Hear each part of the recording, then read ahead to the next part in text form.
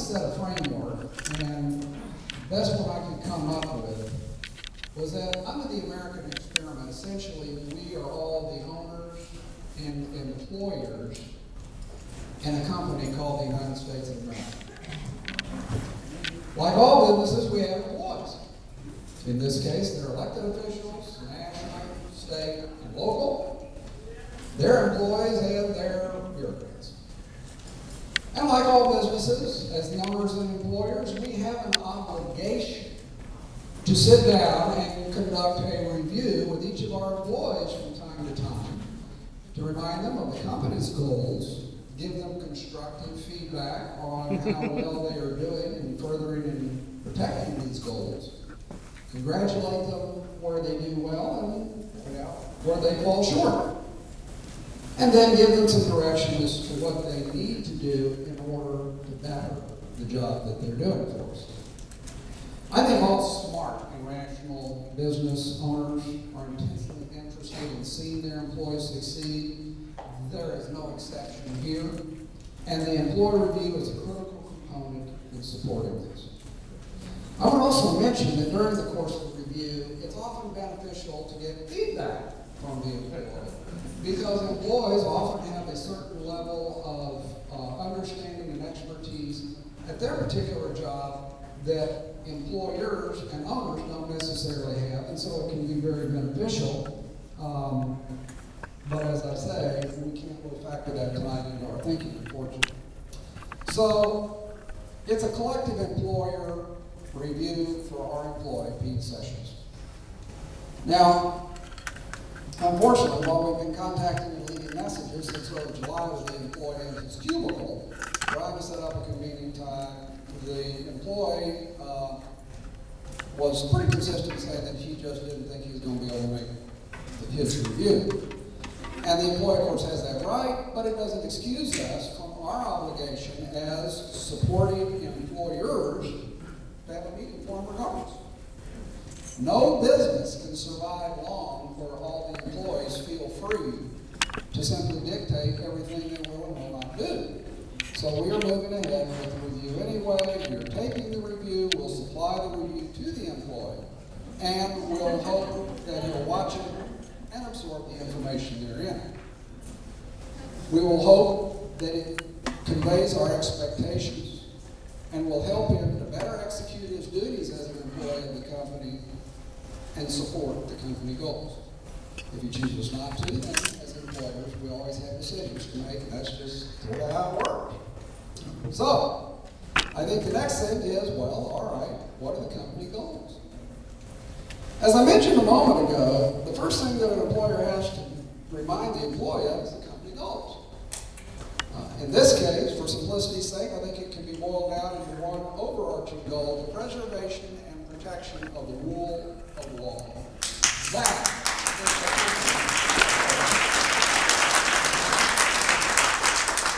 now, sometimes it's helpful and useful to remind the employee as to why company goal or goals are good ones.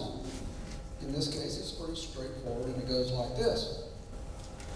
Throughout history, there are really only two accepted philosophies as to how humans should interact with each other. These are win-lose and win-win.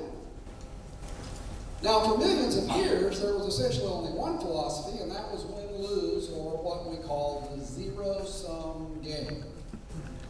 One person wins, one person loses, and when the winner wins, the loser loses. I get rich by taking over your castle, taking your treasury, stealing all of your people, enslaving whoever's there. And if I leave you alive, it's only so you can watch your castle burning to the ground. Today, we have another word for the embodiment of the zero-sum game, and that word is redistribution. But it's actually based, redistribution is actually based on nothing more than returning to this very primitive mindset of win-lose.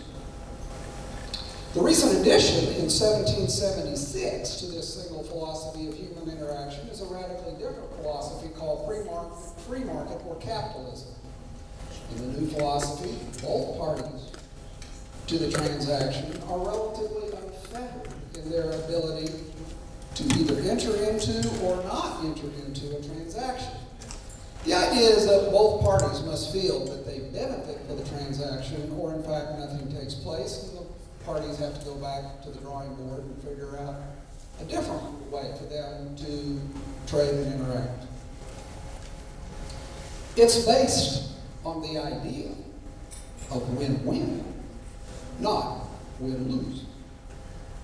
Our founding fathers embodied this philosophy when they created our Constitution with a limited government composed of employees, i.e., our elected leader, and the rule of law that applies to all the people equally, so that all transactions can take place on a level playing field, so to speak. Nobody has an inherent upper hand, yet no government was allowed to decree winners and losers by that time. If we like the idea of America, then we like the idea of the rule of law, and therefore its protection and preservation are our ultimate goal. Are we pretty clear? Cool. Okay, plan for the review. Well, as with all employee reviews, time is not unlimited, so we made the decision to focus on 3 issues that are most illustrative of the perils to the company goal. There are lots of others, and we could go into far greater depth on each of the topics tonight, but we have to make progress.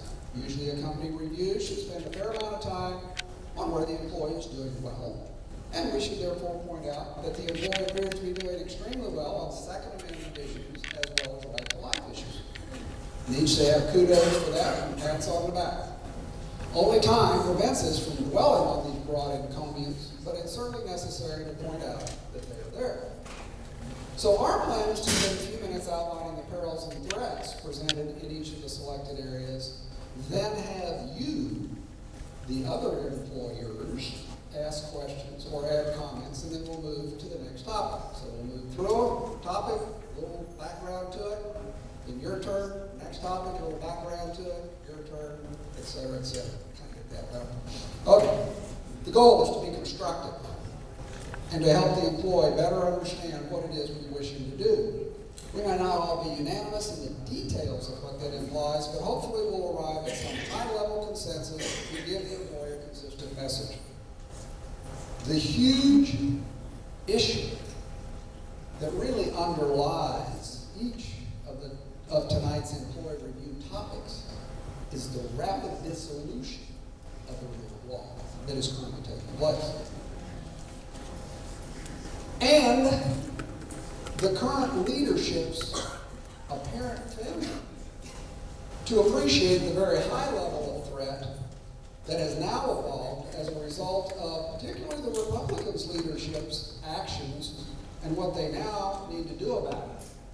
So here goes. The ground rules.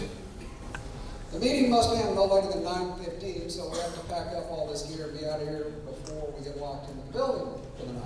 We're only addressing 3 topics: Benghazi, Obamacare and defunding it, amnesty and illegal immigration. We could discuss other topics that people are here, including the debt ceiling, the budget, continuing resolutions, etc., that are constantly being offered up as a placeholder in time where we'll really fight for the company next time. But when each of those placeholders come, we only get explanations of why instead we will fight to protect the goals at the next placeholder. We call that the Charlie Brown School of Government. It's sort of become a philosophy that, he who fights and runs away lives to run away another day. And we've just got to address it. Okay? So we intend to offer about 5 or 10 minutes and then of discussion, and then about 20 minutes for everybody to do this. Now here's the deal. First off, we have Wade Miller from Heritage Action as a conservative.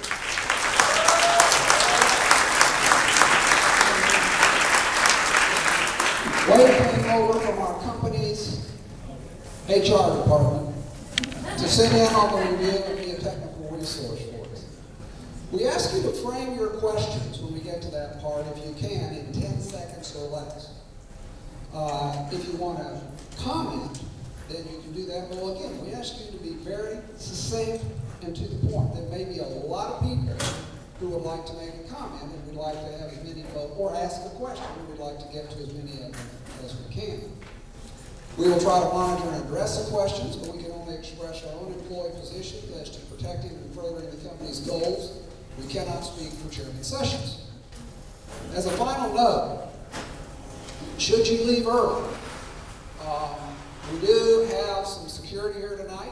I thought at first it was the Department of Homeland Security come take me away. I was relieved to find out it wasn't. But John Lehman of White Star Consulting and some of his guys are here.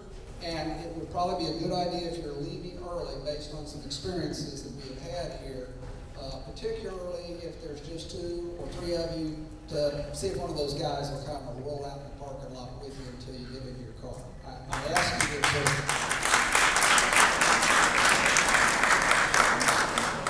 I already know there's going to be somebody right there going, I got a CHL. No. Yeah. You might mention they're providing their services to us because they believe in the cause tonight.